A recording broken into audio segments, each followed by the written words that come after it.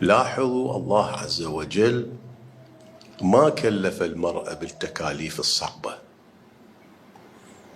أسقط عنها النفقة، وجوب النفقة، أوكلها إلى الرجل. أسقط عنها الجهاد،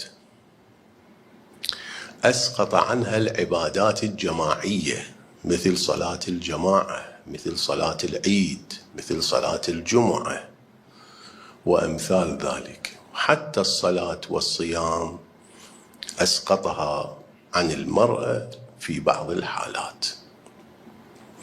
هذا ماذا يشعرنا؟ يشعرنا بأن للمرأة أكو رسالة عظيمة يجب أن تتفرغ إليها وتتوجه إليها.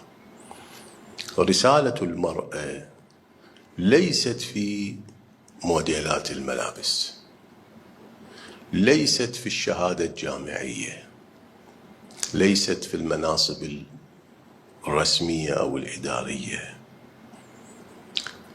كل هذه المعايير اللي عند البشر عند الله لا قيمة لها.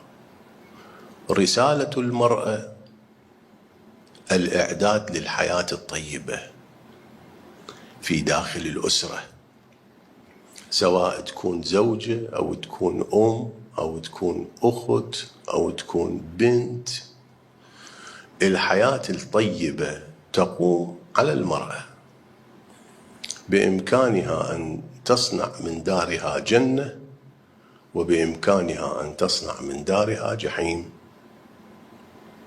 بإمكانها أن تكون بلسم للرجل، زوج يكون، أب يكون، أخ يكون، ابن يكون، وبإمكانها أن تكون جرح عميق.